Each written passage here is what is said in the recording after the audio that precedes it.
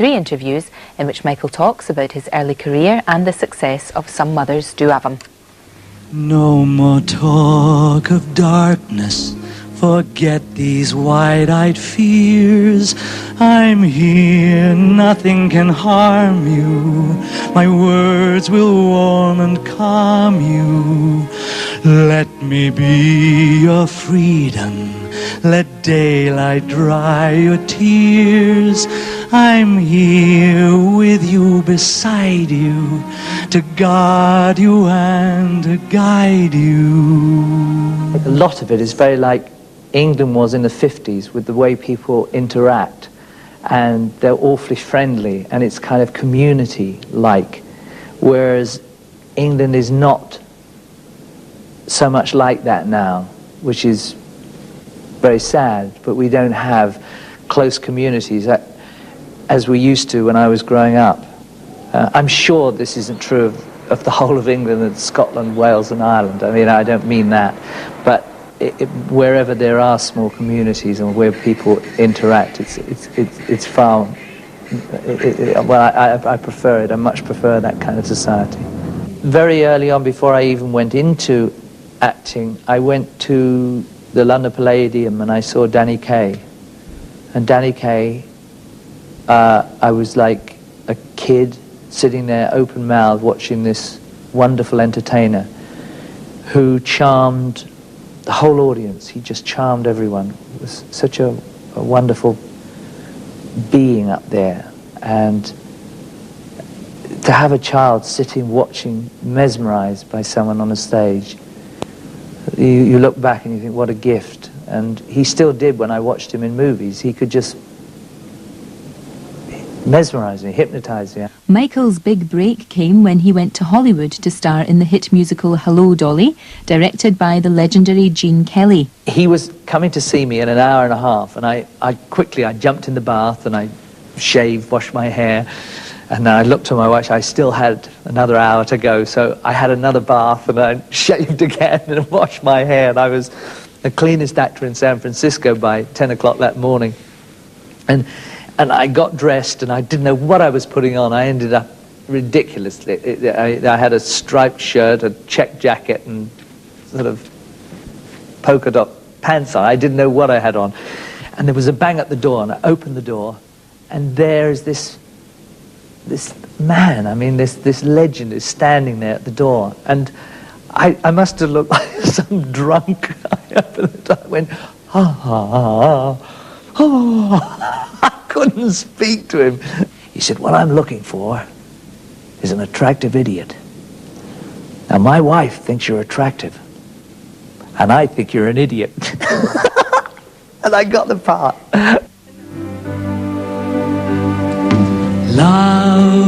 Love changes everything. Days are longer, words mean more. Love changes everything. Pain is deeper than before. But it was the role of Frank Spencer that made him a household name in most people's minds. I had built up a characterization which was really over a period of years that I'd used in Forum, a little in Dolly, of this awkward young man, this naive character, but always honest and truthful. And when I read this script, someone brought it to me from the BBC, Michael Mills, and I read it, and I thought that this is, it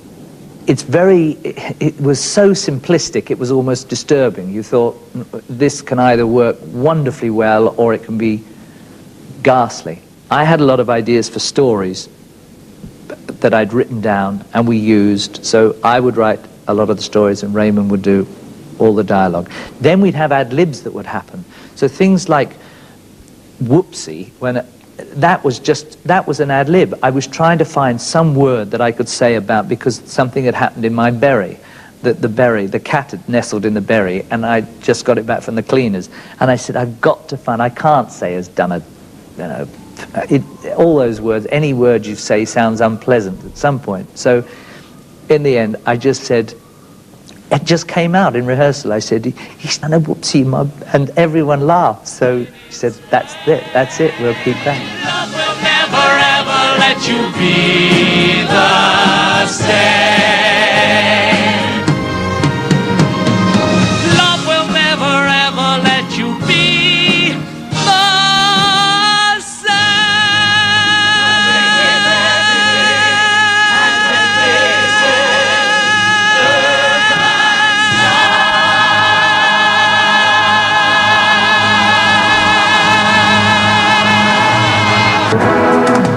Welcome back. Time now for the second part of our interviews with that particular gentleman, Michael Crawford, recorded on tour in Australia. This morning, Michael talks about his big break into the West End with Barnum, his meeting with one Andrew Lloyd Webber, and the incredible success of Phantom of the Opera. Night unfurls its splendor, grasp it, sense it, tremulous and tender. Turn your face away from the garish light of day.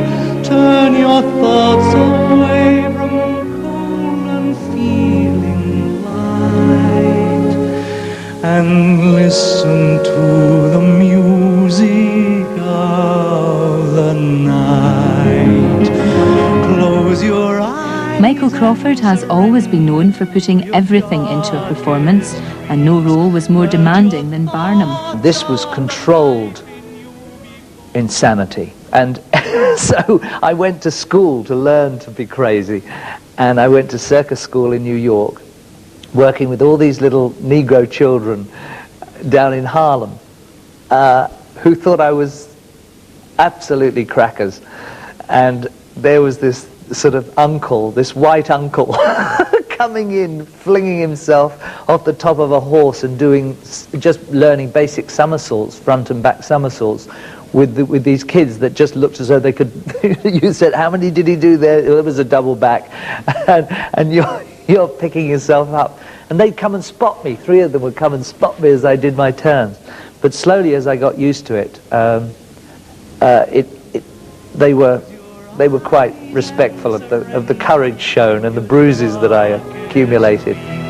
Purge your thoughts of the life in you before.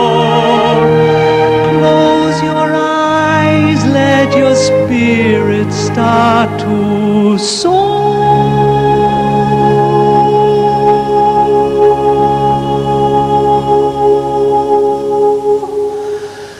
And you'll live as you've never lived before.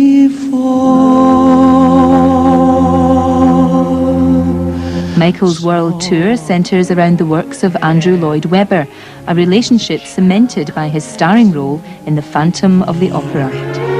He then came along to a singing lesson with Sarah and heard me at Ian Adams' studio, my singing teacher. I was upstairs, he'd arrived early and went downstairs, and he heard me singing this Italian aria, Carousel, I think it was, and I was sort of shattering glass on all floors, and neighbours' cats were jumping out of windows, and his eyes were popping out of his head, and I left. Ian was having a well-earned cup of coffee, and Andrew came up and said, who was that? Who was making that noise? And he told him it was me, and he said, I think we may have found our Phantom. Open up your mind, let your fantasies unwind in this darkness which you know you cannot fight. The darkness of the music of the night. And it wasn't as physical, obviously, as playing something like Barnum, because I wasn't in there 3 hours before to do a physical warm-up as I was with Barnum every night for every performance. But with Phantom, it entailed, at least for me, 2 hours vocal warm-up, which I still do for the concerts. I hear Pavarotti only does 15 minutes warm-up So maybe if I cut down, my voice might get better, but so far I haven't been able to. I need a long warm-up. And I do my class every day, singing class. So it takes a lot of devotion and a lot of dedication to get the notes the way you want them, the sounds that you want, and the feeling that you want. I like to go out there and give as much as I could possibly give. You have words like, oh, you're a perfectionist, sort of spat out, and I want things to be as good as they can be, desperately. I want the best people around me and them to do their best, and then I think the public will get something hopefully special. Can make my song take flight. Help me make the music of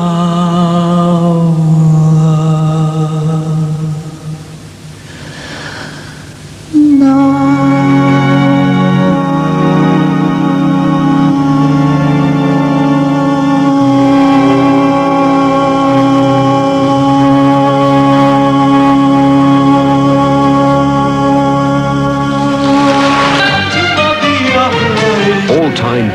From the Phantom of the Opera, Jesus Christ Superstar, Cats, Evita, and Aspects of Love.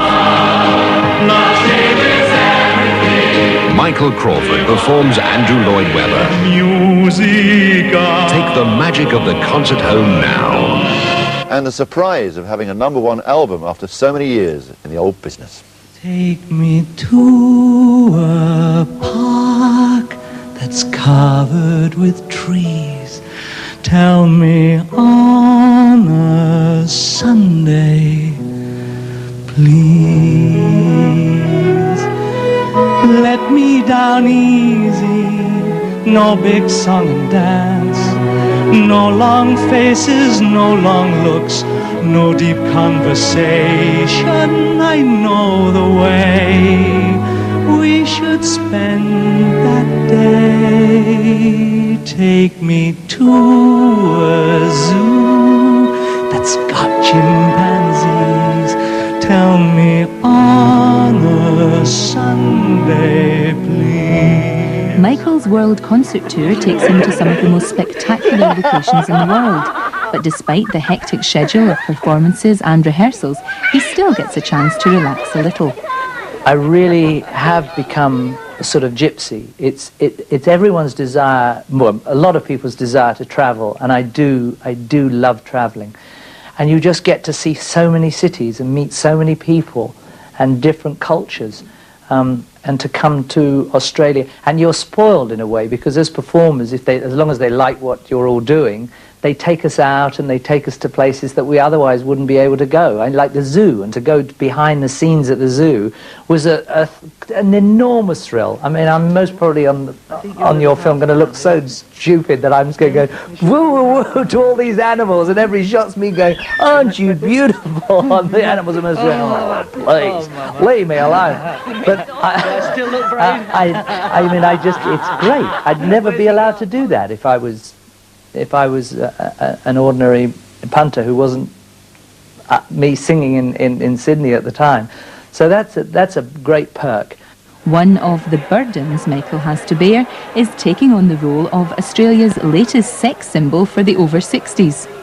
I'm a middle-aged groupie. I've come all this way from the outer suburbs of Sydney just to see this man, and I don't know why. Probably because he's just such a nice person. And my husband brought me. I just told him after 3 hours I demanded wild sex, not an autograph. Not a bloody autograph. And he didn't say no. I think if I hang around on him with a chance. I noticed it was a much older crowd here, much older than we've had. In America, the average age is about 27, 28.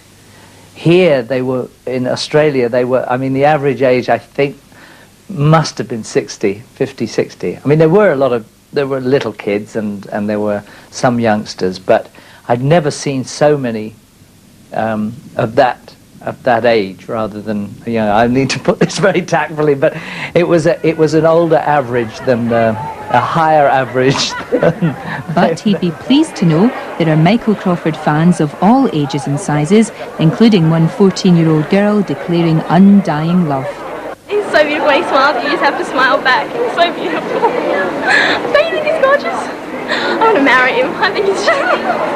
I actually kissed him. And all the hard work of promotion and a concert tour seems to have paid off. Easy 1170 2CH. Michael is visiting Sydney, not Jackson, not Wacko Jacko. But some mothers do have him, Crawford, and didn't he turn out well? With a #1, his first ever, the soundtrack from The Phantom. This is All I Ask of You on Easy 1170 2CH. Share each day with me, each night, each morning.